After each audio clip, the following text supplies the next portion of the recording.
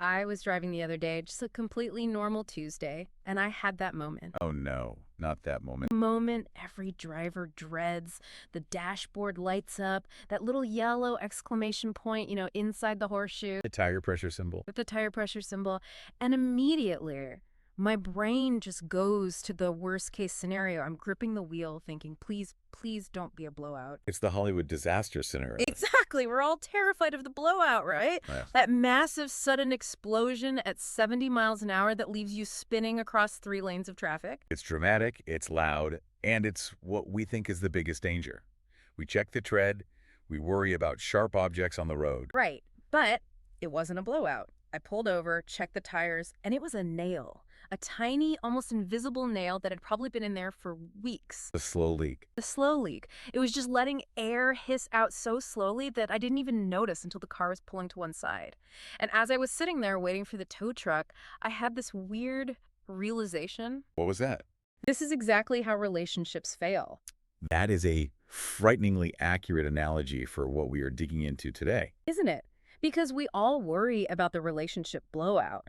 The affair, the midlife crisis, the huge screaming match that wakes up the whole neighborhood. Right. The big dramatic events. But the thing that actually strands us, it's the slow leak. It is. And when you look at the data, and we have a massive stack of research for this deep dive, the blowout is rarely the actual cause of a relationship ending. It's usually the result. So it's a symptom. It's a symptom. The cause is almost always that slow leak. The tiny daily habits that drain your partner emotionally, drop by drop, until there is literally nothing left in the tank. We are calling this deep dive Death by a Thousand Cuts. And I have to be honest, going through these sources, I felt a little attacked. An ouch moment. More like 100 ouch moments. I put the highlighter down and thought, oh no, I do that. I do that a lot. Well, you're not alone in that. And that's really the mission for today. We aren't looking at generic date night advice here. No, this is deeper. We are pulling from the absolute heavy hitters of relationship research. We've got Your Time-Starved Marriage and Saving Your Marriage Before It Starts by Drs. Leslie and Leslie Parrott. Okay. We're digging into the legendary Love Lab work of John and Julie Gottman in the 7 Principles for Making Marriage Work and the Relationship Cure. And we're bringing in Scott Stanley's A Lasting Promise. So this isn't just be nice to your spouse. This is the science of why we drift apart. Precisely. And I have to warn you, and anyone listening, Yeah. this deep dive is designed to be a mirror. It might be a little uncomfortable. Okay. We're going to uncover 3 specific small habits, things you probably did this morning or will do tonight, that are silently draining the life out of your marriage. But we promise we're also going to talk about how to patch that leak. Let's get into it. Habit number 1. I think this comes largely from the Parrott's research, and it has a name that sounds lovely until you really think about it. Yes, it's called sunset fatigue. Sunset fatigue. That sounds like a cocktail you'd drink on a balcony. Right. It sounds kind of romantic. But in Your Time-Starved Marriage, this is identified as a primary killer of connection. Wow. The concept is based on a simple economic reality. You have a limited budget of prime energy every single day. Define prime energy. Is that just being awake, or is it more? It's so much more than that. It's your best self. It's the patience, the enthusiasm, the active listening, the charm. It's the energy you use to solve problems and be, engaging. And the question is, who gets that energy? Well, usually my boss, or my clients, or the big problems I have to solve at work all day. Exactly. We spend our prime energy all day long. We give it to our employers, our coworkers, our kids, even the barista at the coffee shop, because we want to be polite. Right. So by the time the sun goes down and we walk through the front door to see the person we theoretically value the most, our spouse, the account is empty. We're tapped out. We are drained. And the Parrots say that what we end up serving our partners is relational leftovers. Relational leftovers. Oof. That is a brutal term. It is. And it's not the Tupperware in the fridge that you can heat up. It's the scraps of your personality. It's the fatigue, the short temper, the silence. It's the zombie version of you. It is. You've given your best self to strangers and work, and your spouse gets the zombie. Okay, but let me play devil's advocate here for a second. Isn't that just life? I mean, work takes what it takes. If I come home exhausted, is it really fair to call that a bad habit? It feels like I'm being penalized for working hard. That is a really fair pushback. And it's certainly not malicious. No one wants to be a zombie at home. But the habit isn't being tired. The habit is the lack of transition in the way we communicate that fatigue. Okay. It manifests in what we call the fine trap. You know the scenario. Oh, I know it intimately. She asks, "How was your day?" And I say, "Fine." And that is a conversation killer. Mm. The sources explain that a spouse is looking for connection. They need verbs and adjectives. They want a narrative to understand your world. Right. They want the story. Yes, but because of that fatigue, you offer a one-word shield. Fine. It just signals, I do not have the energy to let you in right now. It's basically a do not disturb sign hung around your neck. Exactly. And in the modern era, this serving leftovers habit has mutated into something even more specific and pervasive. The parents talk about this in Saving Your Marriage Before It Starts. It's called phubbing. Phubbing. Phone snubbing. I know this one. Phone snubbing. And the stats here are wild.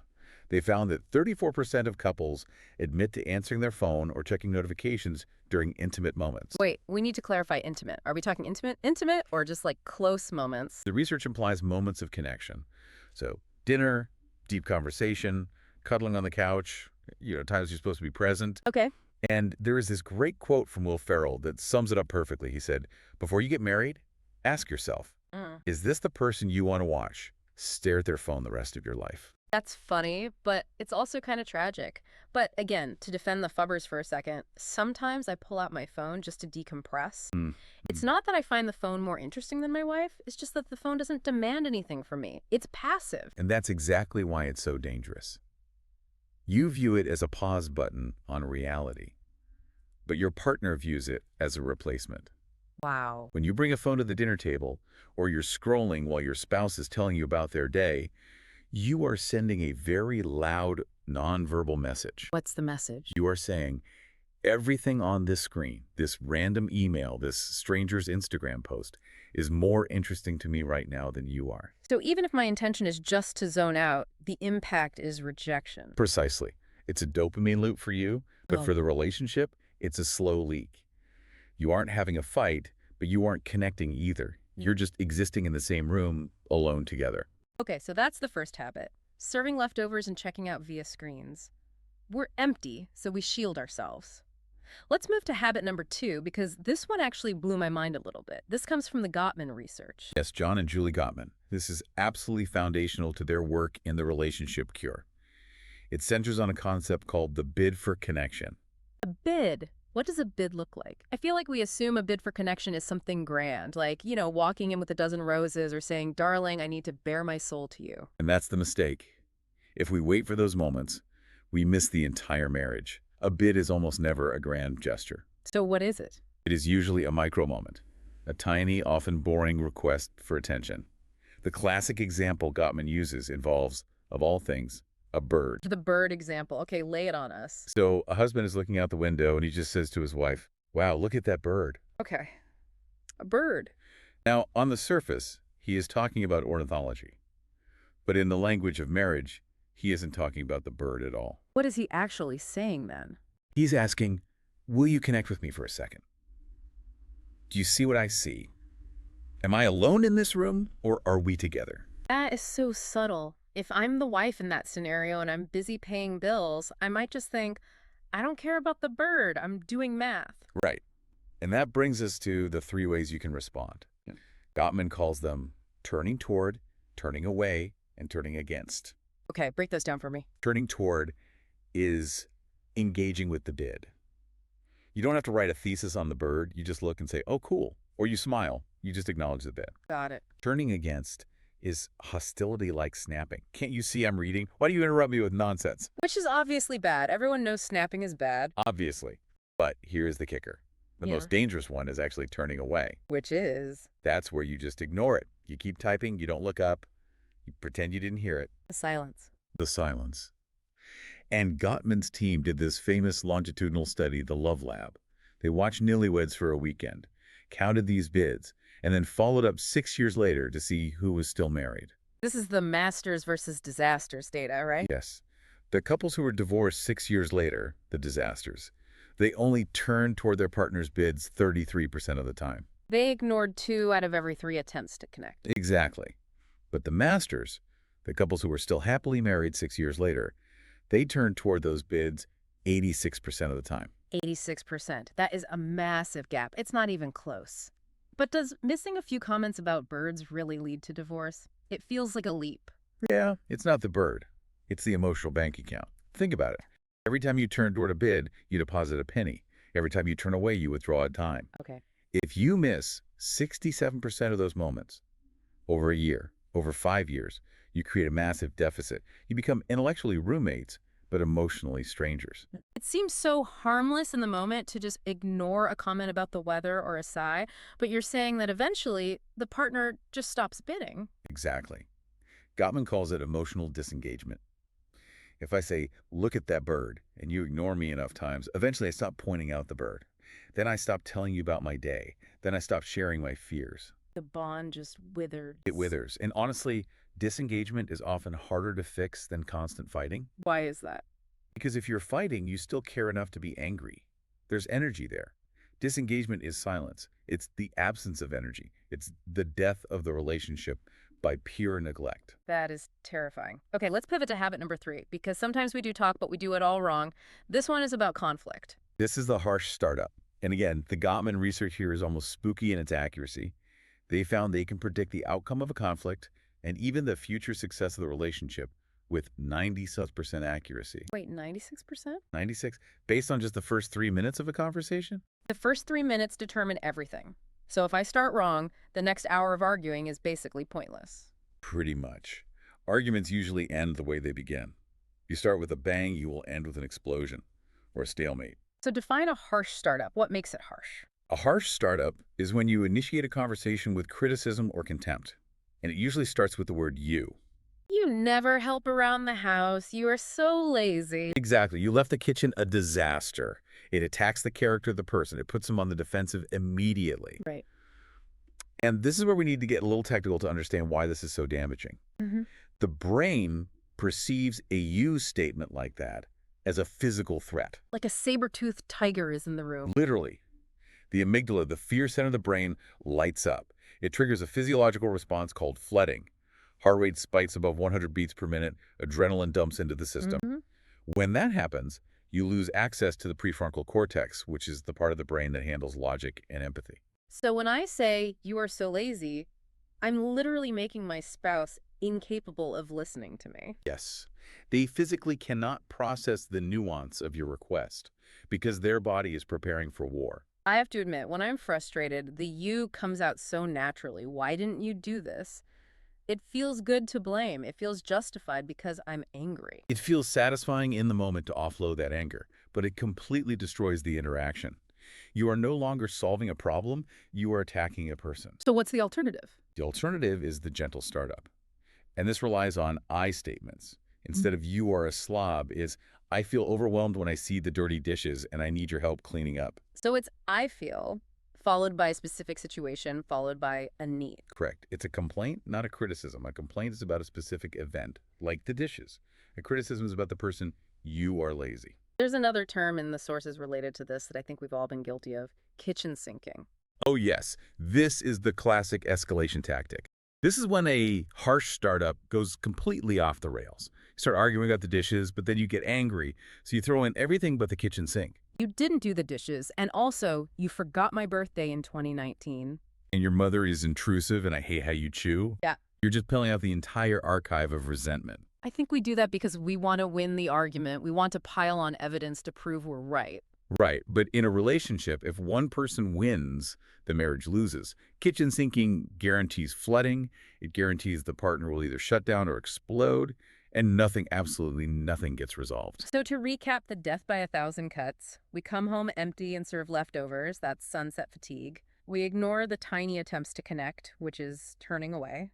And when we do talk, we start with an attack, the harsh startup. It's a perfect storm for that slow leak. It really is. And if you're listening and thinking, wow, we do all 3 of these, don't panic. The beauty of these being small habits is that the solutions are also small. You don't need a grand vacation to Paris to fix this. Let's get to those solutions then. How do we stop serving leftovers? Because realistically, I can't quit my job and I can't stop being tired. No, but you can change the transition. There is a great practical tool from Scott Stanley in A Lasting Promise called the flow check or the internal check-in. The flow check. It's basically a mental reset button. How does it work? Is it just telling yourself, be happy? No, toxic positivity doesn't work. This is an actual procedure. Before you walk through your front door, literally, when you were sitting in the car in the driveway or on the train, you take a beat, you check your internal flow or energy state. Yeah. You ask, what am I carrying? Are you episedated, low, overwhelmed? You just acknowledge, okay, I'm drained, I'm angry about that email. So you identify the baggage so you don't carry it inside with you. Exactly. You acknowledge it so you can set it aside. You take a deep breath, say a quick prayer if that's your thing, listen to one favorite song. You consciously decide to shift gears from employee to partner. Just a little buffer. A buffer. You recharge just enough so that when you open that door, you aren't a zombie. You can give your spouse the first 5 minutes of your attention rather than your exhaustion. I love that. The driveway moment, just 30 seconds to reset. What about the bids? How do we get that number up from 33% to 86%? The solution here is simply turn toward.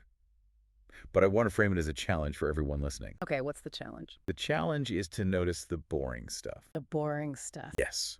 When your spouse reads you a headline from the news or shows you a meme or sighs about the weather, don't treat it as an interruption. Treat it as a valid request for love. Treat the meme as a request for love. That's a mental shift. It is. And look, sometimes you really are busy. But even then, you can turn toward. You can say, I really want to hear about that, but I need 5 minutes to finish this email. Can we talk then? That's still turning toward. It is. Silence is the enemy. Any acknowledgement is better than none. And for the harsh startup, I'm guessing the fix is that gentle startup we mentioned. Yes. Watch your pronouns. Swap you for I feel, I need. And keep it to the present tense. Don't kitchen sink. Deal with the dishes, not the last 10 years of history. It's amazing how these things sound so simple, but they require so much intention. They do. But that's the whole point of the death by 1,000 cuts metaphor. The reverse is also true. You can build a life by 1,000 connections. I like that. Great marriages aren't built on a vacation to Paris once a year. They aren't built on the diamonds or the anniversary parties. They're built on the small moment. They're built on the hundreds of tiny, boring moments where you choose to turn toward your partner every single day. That is what builds the buffer against the storms. So when the blowout eventually does happen, you have the tread on the tires to handle it. That is a fantastic place to leave it. Stop the leak, look at the bird, and check your energy at the door. Thanks for taking this deep dive with us. Always a pleasure. And to you listening, try that flow check today. Seriously. See if it changes the vibe when you walk in the door. We'll see you next time.